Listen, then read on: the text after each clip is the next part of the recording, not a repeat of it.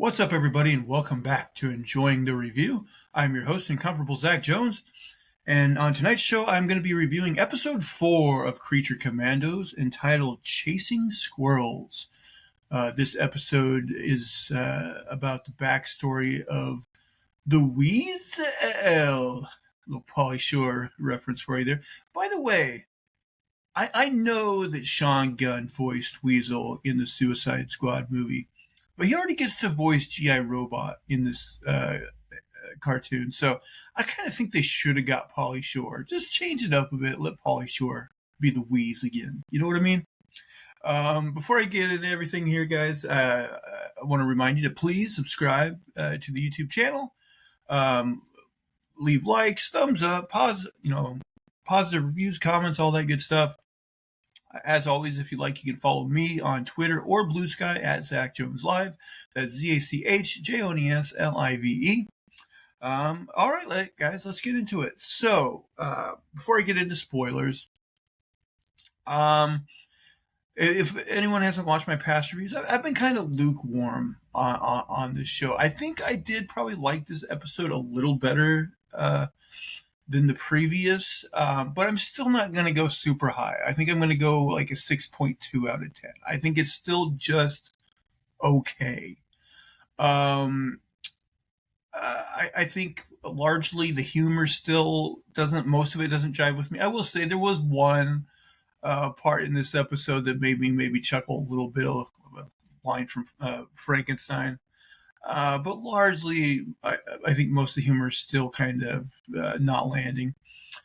So we do get, like I was saying, more, the backstory on the Weasel character, his tragic backstory.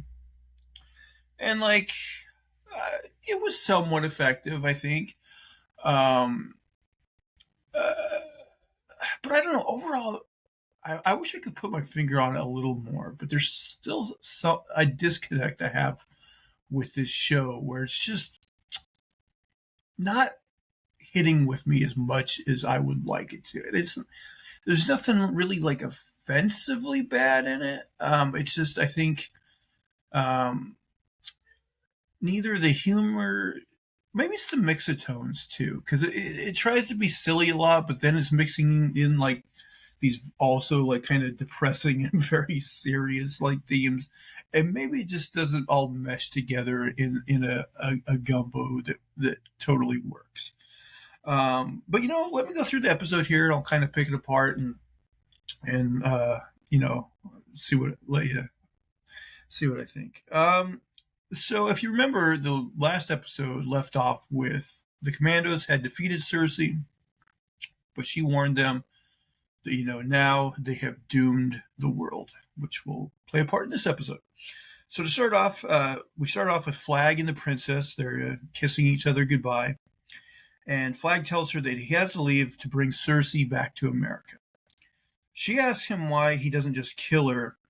And he says, we don't just do that in America. And she's basically like, that's not what I heard on the internet, which, was who is he kidding? Obviously, both in real life and in the DC version of America, they do this kind of thing all the time. So she kind of called him on that. So she tells him that he's a good man and that she has feelings for him. But he says he has to go, and he leaves. So back in America, Weasel's lawyer wants to see him. But John, I believe his character's name is John Economos, played by Steve Agee, both here and in the Suicide Squad movie, and Peacemaker as well. He says she can't see him because he's sick right now. But then she notices him get off the returning airplane from the mission, and so she knows that John is lying. So Flag tells the bride that she did a good job, and hopes that if another mission like this comes up, that she will be a part of it. And she's like, "Oh, I didn't know I had say in the matter. But it does kind of seem like they're sparking up a potential romance between the bride and Rick Flag here. The bride, this was kind of interesting. So the bride notices a mysterious blonde man on the base. Really quick scene. And I don't think we ever kind of find out who he is in this episode. We do find out momentarily that Frankenstein has hired some guys and he's spying on the bride. But I don't think that guy was one of his men. So I think that's still, maybe a mystery for a future episode. So a little bit of intrigue there. So yeah, Frankenstein, he's in a helicopter and he's spying on Flag and the bride. And he doesn't like how Flag is looking at the bride. He thinks like they're into one another. He believes that, in fact, that the bride is in love with Flag, and so he's so jealous that he instantly hates Rick Flag, and wants to kill him. They go for a bit here, where so Frankenstein, he's hired these two guys, like a pilot, in the helicopter, and then another guy that's kind of filling him in on who Rick Flag is. But he's jealous of Flag because Flag can grow facial hair and he can't. And then he's instantly tells the one guy next to him, oh, what, you're making fun of me for not being able to grow facial hair? And he starts choking the guy. And the pilot's like, hey, calm down, man. And he's fighting with him still. So they cut to Weasel's lawyer. She introduces herself as Elizabeth Bates.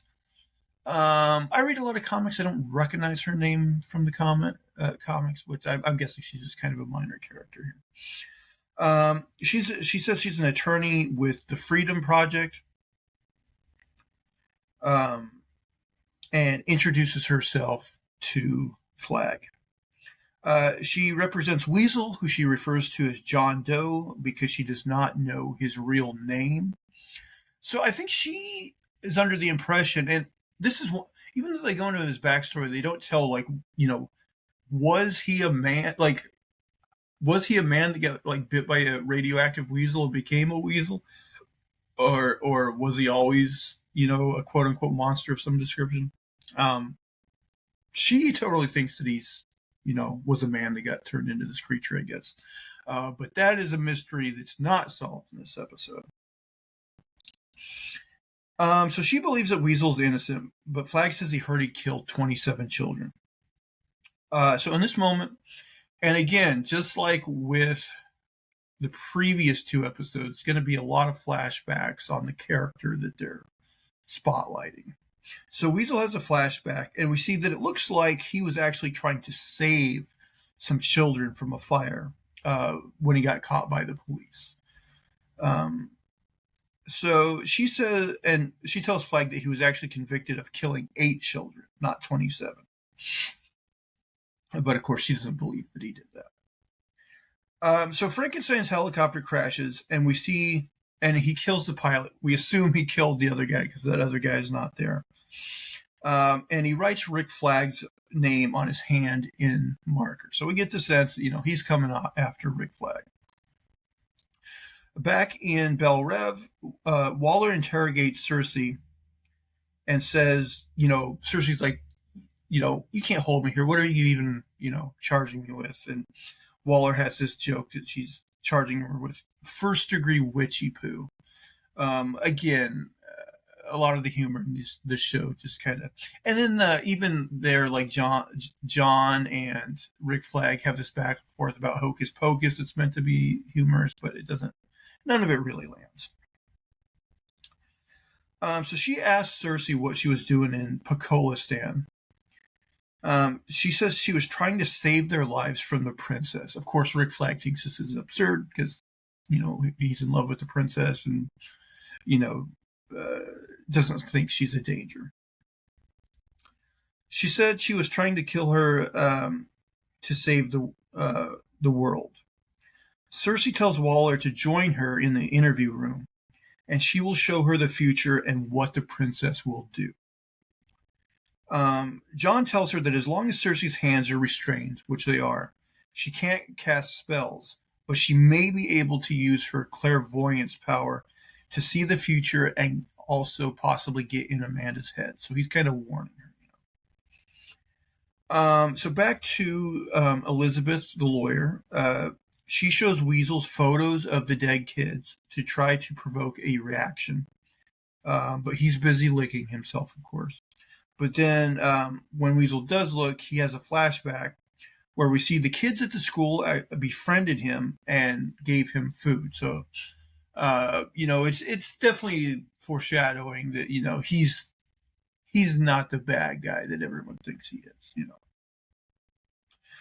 So back in the present, Cersei gives a vision to Waller of the princess teaming up with, I'm not sure if this was Grodd or another like intelligent gorilla from Gorilla City, in the DC Comics continuity, but one of those guys that's presumably bad. So I just figured it's probably Grodd, but maybe it could be one of the other ones.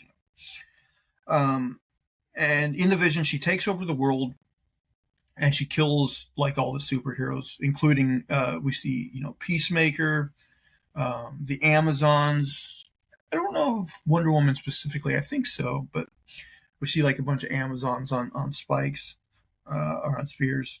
Batman and Superman, they're both dead. So Waller calls in. So obviously Waller is freaked out by this. So she calls in an expert. And this expert says that Cersei wants to use her powers to warn a village of a tsunami, and like a clairvoyant vision of the future. And it ended up being correct. And like those who, fled the island were safe. Those who decided to stay were wiped out by the tsunami.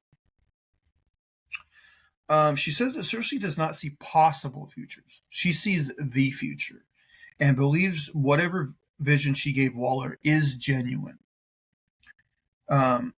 So this causes Waller to order Flag to take the commandos back to Pakistan and kill the princess. The expert's name is Isla McPherson. Again, a character that could be in the comics, but a name I'm unfamiliar with. I also get the sense that this character might be like an Amazon or more to her than is letting on, just because like even Flag's like, how are you an expert on Themyscira? A place we barely know about that's hidden from everybody.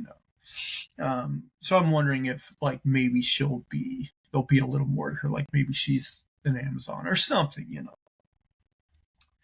So yeah, she is the world's leading scholar on Themyscira, according to Waller. So Flag asks why, if Cersei is a clairvoyant, why did she get beat so bad by Weasel and Phosphorus, so painfully? And McPherson says that clairvoyants usually don't have control over, what bits of the future they see. They just get whatever they get. So, but then, in episode 1, they definitely made it look like Cersei was going after this Pakistan to get all the oil to basically fund her own war against Themyscira and the Amazons. And so it's like, well, was she,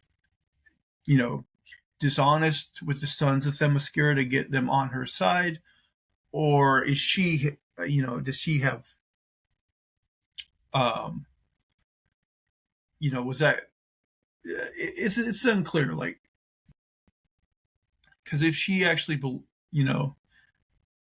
it seemed like if she totally believed this, vision of the princess, she could have gone about things in a different way. She could have actually came to Waller to begin with, like, and gave her this vision and probably got her help to take the princess down if that was, her overall goal. So I don't know. Maybe they'll clear that up in the future. So Waller tells Flag that now that the princess trusts them, he should easily be able to go back to the country with the commandos and take her out and eliminate her. So of course this angers Flag, and he asks if United States is now in the business of killing people before they have committed crimes. And Waller says they're in the business of saving the world by any means necessary. And that's definitely in keeping with character or Amanda Waller's character from comics and every medium. She's very Machiavellian, right? The ends justify the means, and doesn't matter what it takes, she'll do it. So Flag begs Waller to reconsider, but she won't. So he refuses and says that he's out, and he leaves. John asks Waller what they're going to do now, and she says they need to find a leader that's less of a whiny bee and more of just a bee. The bride sees a kind of large gorilla-like inmate steal Nina's food, and when he won't give it back, she beats him seemingly to death, because it certainly looked like she beat him to death. But later on, they kind of inferred that, oh no, she just like broke his jaw. But I don't know, man. He looked pretty dead to me. So John tells the bride that she is going to lead the team back to Bakalova. So Flag tries to call and warn the princess, but he can't get through to her. We see that Flag is being followed by someone in like a small yellow car. And when he gets home, that car crashes behind him, and it's revealed that it's Frankenstein following him. So they get in this big fight in Flag's house. Eventually, Flag gets on his back and puts his gun to his eye and says, like, I know you're tough, but this will stop you or whatever. So he gets the best of Frankenstein, and Frankenstein kind of breaks down crying, and tells him that, he's sad because the bride loves Flag and all this.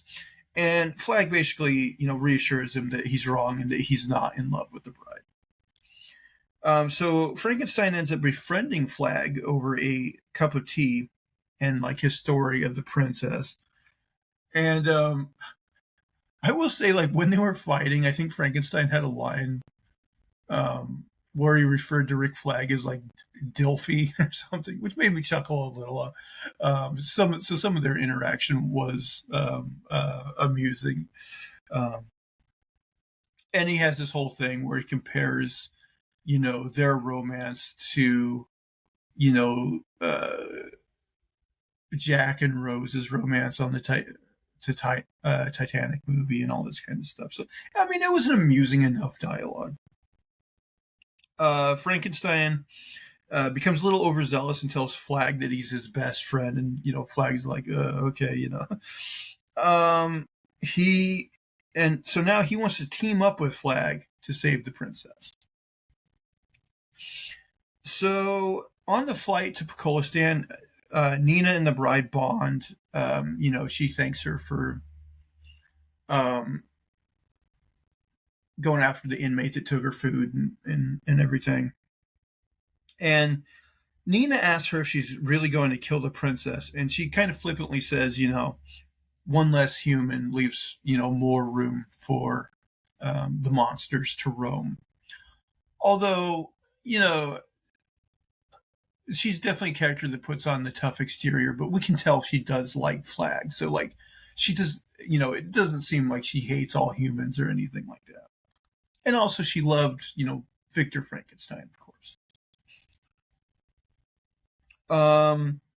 So while sleeping on the plane, Weasel has a flashback of playing with the kids at the school. And a passerby walks by and sees him with them. And he thinks that he's going to harm the children because they're playing fetch with him, and he like sees him like, bite and like pop like a dodgeball or something. So that guy runs home. He calls the police, and he also gets a gun from his cabin. So the kids, they're playing. I guess it was off hours or something there at this school playground. But they find out that like the door to the school's open, so they go in there and then they go and they start playing around in the basement. So the kids, with like matches and alcohol that one of the teachers had, they accidentally start like a small fire, But then the man with the gun shows up. He shoots at Weasel, but he actually hits like a tank of like, I don't know if it's like heating oil or whatever it is, but it causes a huge explosion. And it basically kills all of the kids except for one little girl. Weasel tries to save the girl, but then the cops show up and start shooting at him. And, I gotta say, these cops, like, I get it that they think, like, Weasel is, like, possibly attacking the girl, but to just, like, blatantly, like, start shooting at him when they could easily hit her seems insane, even for U.S. cops. But they don't actually hit her, but they shoot Weasel and cause it so he can't save her from the fire, and a bunch of like fiery beams fall on her. She dies. Tragic backstory. So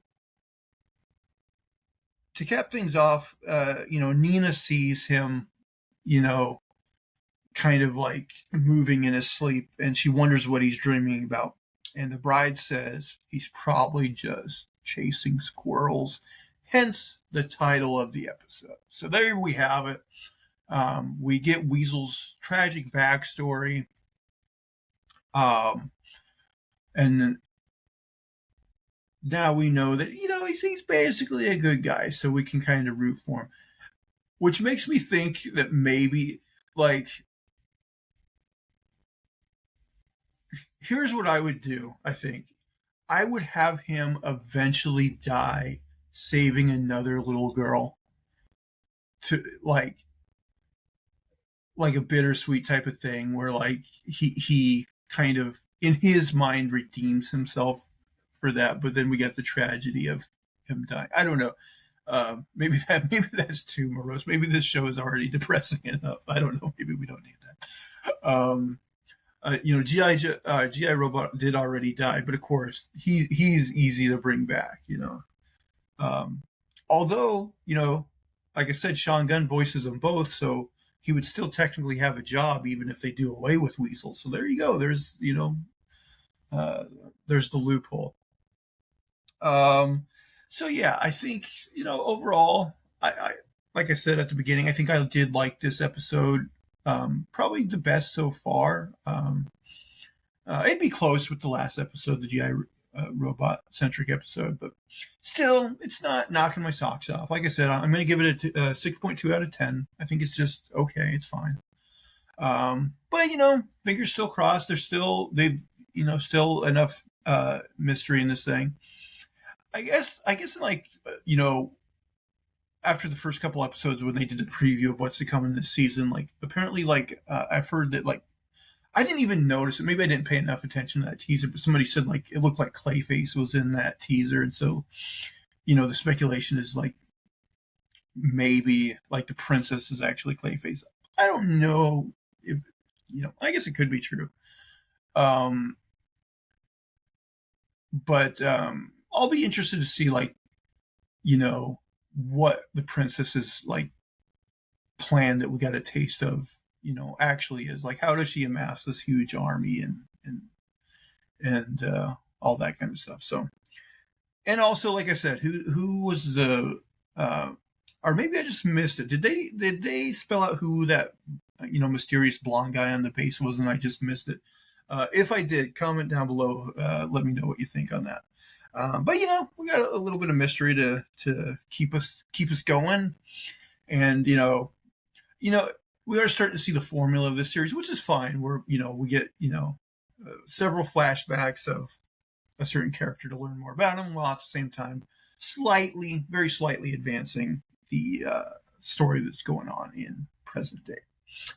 But yeah, I think that'll do it for this episode, guys. Like I said at the beginning, please subscribe to the YouTube channel. You can also subscribe in audio form on your podcast catcher of choice. But thumbs up, positive reviews are very welcome. Comments, please. And like I said, you can follow me if you'd like on Twitter or Blue Sky at Zach Jones Live. That's ZachJonesLive. But for now, until next time, guys, I hope you're enjoying the review. Bye, guys.